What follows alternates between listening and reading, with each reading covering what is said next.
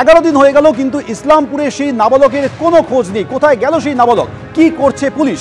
এরকম একাধিক প্রশ্ন নিয়ে এই মুহূর্তে রবীন্দ্রনগর থানার সামনে বিক্ষোভে বিজেপি। সরাসরি ছবিটা তুলে ধরবে সত্যজিৎ বৈদ্য। সত্যজিৎ, দেখো এই মুহূর্তের ছবিটা তুমি দেখতে পাচ্ছ যে রবীন্দ্রনগর থানার সামনে, ঠিক যেখানে আমি দাঁড়িয়ে আছি, এবং থানার সামনের যে রাস্তা, সেই রাস্তার ছবি তুমি দেখতে পাচ্ছ যে অগ্নিমিত্রা পাল তিনি স্বয়ং বসে পড়েছেন এবং সঙ্গে বিজেপির কর্মী সমর্থকরা যারা এই মুহূর্তে অবস্থান বিক্ষোভ দেখাচ্ছেন। এবং রবীন্দ্রনগর থানার সামনের এই অবস্থান বিক্ষোভ যে ঘটনাকে কেন্দ্র করে, সেই ঘটনা নিয়ে একাধিক প্রশ্ন রয়েছে যে নিখোঁজ যে নাবালক তার যে হদিশ পাওয়া গিয়েছে কিনা এবং কোন পথে সেই তদন্ত, পুলিশের যে ভূমিকা, এই নিয়ে একাধিক প্রশ্ন। এবং এই কারখানার যে মালিক, তাকে কেন এখনো পর্যন্ত গ্রেপ্তার করা হলো না, এই সমস্ত প্রশ্ন নিয়ে কিন্তু এই মুহূর্তে এই অবস্থান চলছে।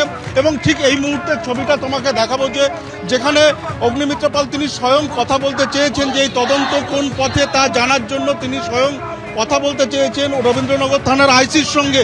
এবং এবং এবং এবং তিনি এই মুহূর্তে তিনি কথা বলতে চেয়েছেন থানায়, এবং রবীন্দ্রনগর থানার আইসির সঙ্গে তিনি কথা বলতে চেয়েছেন, কিন্তু মূলত পুলিশের ভূমিকা নিয়ে সরব হয়েছেন অগ্নিমিত্রা পাল। তোমাকে ধন্যবাদ। নেতাজি নগরে বিশাল চারতলা বাড়ি, সেই বাড়িতে একাই থাকতেন বৃদ্ধ আশুতোষ দাস। আর এবার তার রহস্য মৃত্যু ঘিরে চাঞ্চল্য ছড়িয়েছে। দরজা ভেঙে সিঁড়ির কাছ থেকে পচা গলা দেহ উদ্ধার করা হয়েছে। দুর্গন্ধ বেরোতে থাকায় পুলিশে খবর দেন স্থানীয়রা। কিভাবে মৃত্যু আশুতোষ দাসের এখনো রহস্য রয়ে গিয়েছে। অন্তত 3 থেকে 4 দিন আগে মৃত্যু হয়েছে এরকমই অনুমান করছেন তদন্তকারীরা।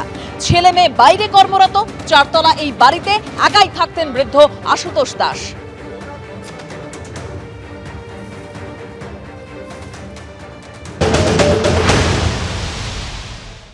সাত সকালে বছর 70-এর বৃদ্ধের দেহ উদ্ধার ঘিরে রীতিমতো চাঞ্চল্য নেতাজিনগর থানার অন্তর্গত রামগড়ে এই আশুতোষ দাসের বাড়ি। একেবারে অট্টালিকা সমান এই যে বাড়ি, সেই বাড়িতে কিন্তু তিনি একাই থাকতেন। এবং এই বিশাল বাড়ি, চারতলা বাড়ি, সেই বাড়ির একমাত্র সদস্যই ছিলেন আশুতোষ দাস। কেননা পরিবারের অন্যান্য সদস্য বলতে তার মেয়ে এবং ছেলে, তারা দুজনেই কর্মসূত্রে বাইরে থাকেন। একজন অস্ট্রেলিয়া থাকেন এবং একজন দিল্লিতে থাকেন, তেমনটাই কিন্তু তারা এক আত্মীয় স্পষ্টত জানাচ্ছেন।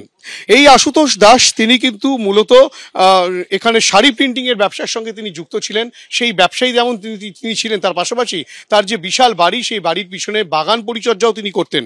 অন্যান্য প্রতিবেশীরা যেটা বলছেন যে তিনি কিন্তু খুব একটা প্রতিবেশীদের সঙ্গে মেলামেশা করতেন না, তিনি একাই থাকতেন, একাই চলতেন এবং প্রতিবেশীদের সঙ্গে খুব একটা কথাবার্তা বলা সেই বিষয়টাও কিন্তু তিনি করতেন না, তেমনটাই প্রতিবেশীরা জানাচ্ছেন। এবং গত শুক্রবার তাকে কিন্তু শেষ দেখা গিয়েছিল, তেমনটাও অনেকে দাবি করছেন। তারপর থেকে তার কোনো খোঁজ পাওয়া যাচ্ছিল না।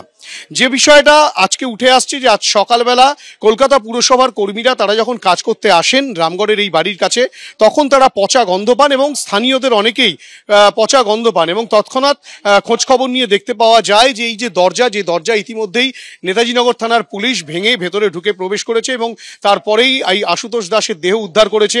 সেই পচা গলার দেহ কিন্তু পুলিশ উদ্ধার করে, সেখান থেকে পচা গন্ধ বেরোচ্ছিল। এবং এখানকার কর্মীরা, অর্থাৎ এরা পুরসভার কর্মীরা এবং স্থানীয় বাসিন্দারা বুঝতে পারার পর তৎক্ষণাৎ তারা নেতাজিনগর থানায় খবর দেয়। নেতাজিনগর থানার পুলিশ ঘটনাস্থলে আসে। পরিবারের এক সদস্যকে সামনে রেখে তারা দরজা ভেঙে ভেতরে প্রবেশ করে আশুতোষ দাসের দেহ উদ্ধার করেছে।